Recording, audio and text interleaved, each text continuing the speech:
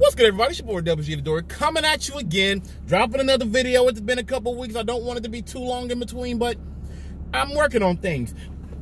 One thing that I've been working on that has finally gone in, has been implemented, is the fact that I now have a podcast. I have the STS Life and Wrestling Podcast. Although there will be a title change, you'll find out on the next episode. But for the link to my Spotify / the last episode, I'll be dropping it in the description down there. Please give it a listen and just tell me what you think. I'm trying to get things together because I've never done a podcast before, so I got to find something that works until I get an intro made. And everything is DIY. Everything is me.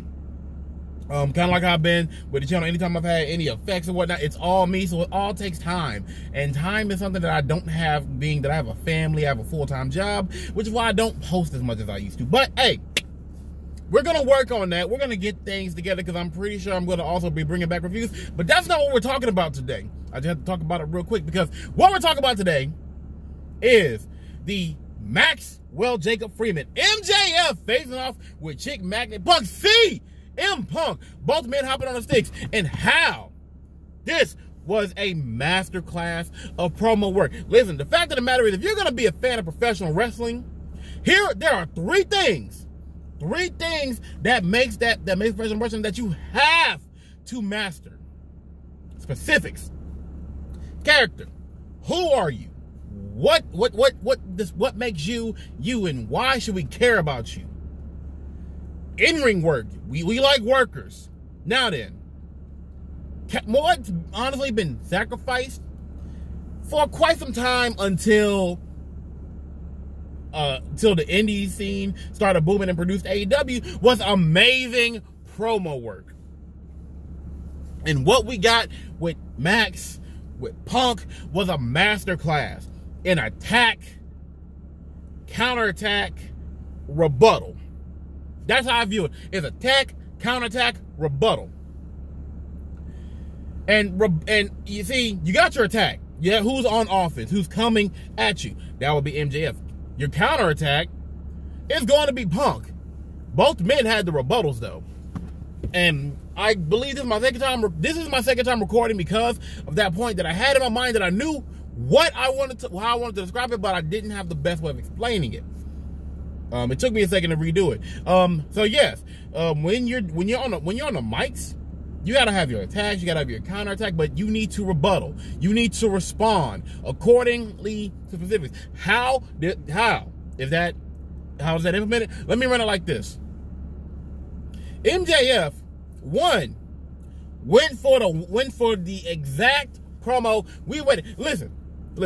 I'm pretty sure there have been ample opportunities for somebody to come at Punk about his UFC career, but that specifically was held off for MJF. MJF delivered it. It had the effect. It had the intended hit that I expected from it, and it hit. It really did. Didn't have to put the time in. Didn't have to let the crowd do it. Stephanie did it good. Not gonna lie. But when Max did the response about how he's gonna end his career, that coming at him is gonna end his career quicker than his UFC career, that was it. I was right there. I was ready. That was the end of the first assault, and that's not even going to the fact that he also got personal with, you look like a meth addict. You ain't the same guy. You're not as good as you think you are. You know, you were a big fish in a little pond, and compared to me, you're a minnow. Like, son, I was like, God damn. Like, Max was not holding punches. Now, the thing about it is that Max has this delivery, this persona that I feel is more in line with a upper class jock type, and that's fine. He's mastered it wonderfully, and that's his thing. He has the confidence of a legend, even though he is so young in the game. His delivery and mic work, you would think that he was seasoned in the territory days, where he was an understudy to guys like Ric Flair, to guys like, let's say, Hill Dusty Rhodes. Like he tutored around the Arn Anderson, how it's just so intelligent and just so smooth. But But he has that fire and passion that just makes what he says just work. Now then, with Punk coming in, expressing his disappointment in MJF. You know, Max was complaining about how Punk didn't want to say his name because Punk knew that he ain't the one to fuck with. When Punk's like, I don't got to. Why? You did what I expected. You went for the lowest hanging fruit.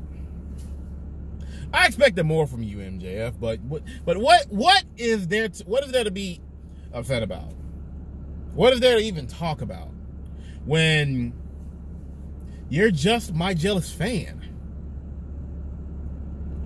How Punk did what nobody else did, and I'm pretty sure plenty of people have tried what no one else has done, which was shut MJF the fuck up. And he didn't even have to say a word. And you know, and when I say counterattack, because the rebuttals, it wasn't the counterattack. The counterattack was that he came up to MJF and told him, you did exactly what you're supposed to do. Because you my son. You're supposed to extend your hand and introduce yourself. You might not think it's that good, but it just is. It worked so good. And it just showing that he was getting inside the mind of MJF. Oh, nobody has done that yet. Yeah, you could take MJF off, but to really have him on hush, just to really have his face tell you everything about, because here's MJF. MJF feeds on the crowd's negativity. So as the crowd boos him, that bolsters up whatever he's going to say. So when he's going in on Punk, getting at the crowd for a quick second to get that boo in just makes it so much better. And Punk just being Punk, expressionless, stoic, just stood there taking it on the chin. Because MJF was right. MJF dropped nukes. And the whole time he was chin checking Punk. But that, you might as well call that a slab of metal right there. That is iron. Raw iron. That jawline. And you ain't fucking up shit. Because MJF was out of his element because he's never had anybody on that level. And he thought that he could do his usual mind games and taking personal jabs to get Punk. Punk ain't. That's not going to work on Punk. He's a different breed.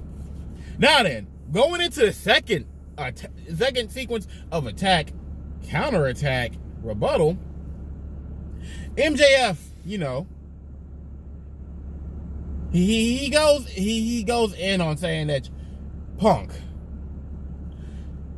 you're not the same person. In fact, you were doing a cold version of you, because you're not the rebel. You're not the one fighting against something. You're a part of it. You're over here delivering the I am happy to be at insert town. Ready to have a match with insert opponent. You know that robotic thing, and the funny thing is that it's crazy because that mimicked the type of jab Miz, because CM Punk towards the end of at his end of his first rebuttal called Max the Let's Save His Miz. That was similar to the promo that the Miz delivered on John Cena during the Miz and Maurice feuding with Cena and Nikki, where John Cena was robotic. He's a machine. And I loved it so fucking much. It just felt right. And you just cannot avoid the PG Punk. That hit, like calling out him being PG Punk, him being second best in the Fed, just like how Chicago is the second city, he's number 2. That's just the way he's been. He could never be the top guy. And that you coming into my element, you coming into my house thinking you're gonna be the best in the ring or on the mic, not a fucking chance. And it was so nice. I mean, fucking even going to say that you are not the same Punk because you are Cena. You are the legend. You are the franchise. You're the establishment of wrestling, Punk. But the fact is, I can see you, boy. Right? Plain as that, I see you. And you keep, and with the way you're going, you might as well be preaching hustle, loyalty, and respect. God fucking damn it. On the podcast, if you do listen to it, whenever it came down talking about that point, my cohort was saying that MJF looked like he was on his heels, like he just wasn't there. Like he was having a hard time. And I'm gonna say MJF was coming off with the expressions that he was having a hard time trying to get the Punk. That is more how it is. But do not understand, nothing but haymakers were thrown. MJF is still that dude. Even the fact that he went and said that CM Punk's biggest moment was the pipe bomb. But the fact that I drop every time I'm on the mic, it's a moment. And God. And this is me on MJF. Get to Punk. Fucking Punk. And here's how I broke down the whole encounter. Because what you had was a king going up against a god. Because MJF, he is a king on the mic, but his arms are too short to box God. Because Lord, save my soul.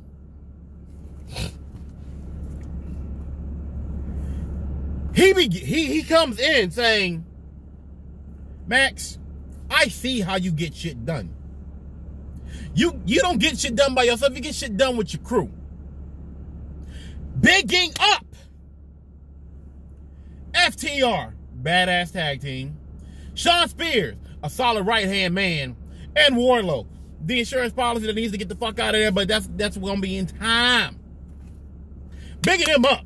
Let it be known that this is what you're doing. But when I came back, and I said who I wanted to fight the heart and soul of AEW. Your company, but you're not the top guy, because the heart and soul is Darby Allin. And I beat him without the ring. Saying, I did what you did without going to your level. Fair's fair. Then proceeding to say, you talk a big game about how you're a pillar, but you done got replaced by Britt Baker. And truth be told, I am perfectly fine with there being 5 pillars, but that is a fucking jab, if I ever heard one. If not for the fact that we are doing this with comparison to AJPW's 4 pillars.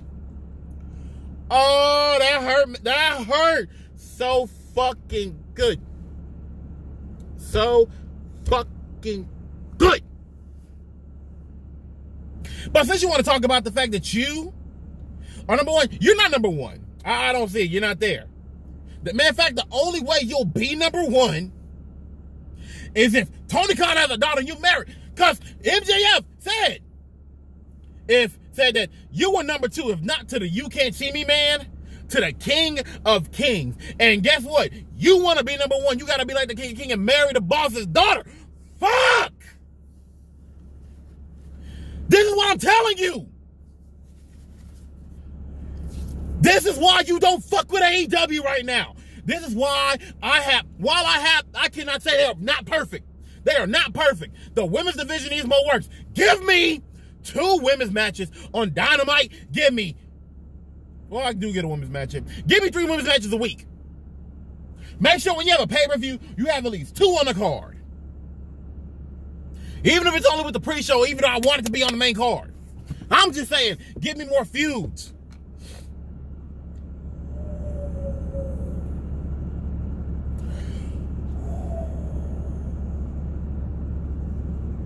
To sum it up, yes, this is a master class of professional promo work, professional wrestling at its finest.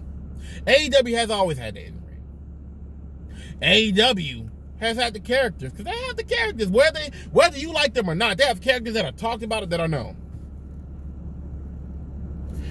The promo work that I'm seeing displayed shows what we need. Shows what needs to be a proper mainstay. Because we can have a promo.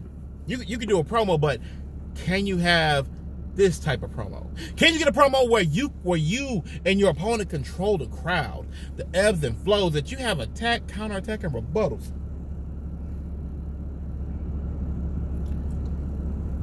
I look forward to wherever we go with this. If we're gonna do it where like every other week or so, we're gonna get, you know, some mic work and then a match. Look, I don't know if I want this match to end this year. I don't. Because what everybody forgets is how amazing MJF is. But also, MJF, and I'm going to agree with Punk, MJF has been replaced by Britt Baker, but not because he's not good enough. Not even because I hate MJF, but because MJF, out of every pillar, is at the precipice of main event level. The only other pillar that comes close might be Darby, as far as being ready to just be in the main event. But I'm waiting at least a year or so for that. But my God, this wasn't master and student, although it is but isn't, because both of these men are masters on the mic. But much like my analogy earlier where I said this was a king versus a god, this is like a master versus this is like master versus the creator versus the OG, the origins, versus the founder of the school, basically. Oh my God. I cannot praise this more than I already have.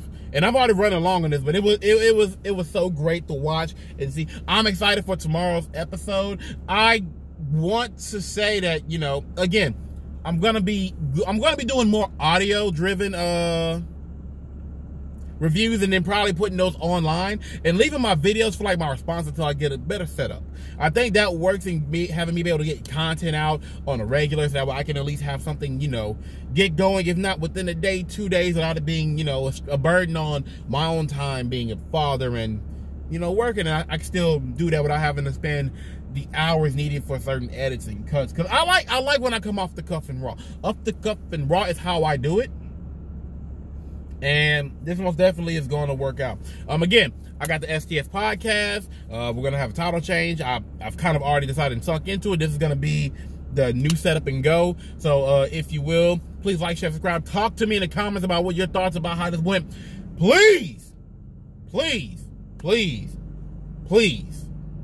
Appreciate your pro wrestling promos. It's been your boy WxG the Door. I'm out of here. Peace.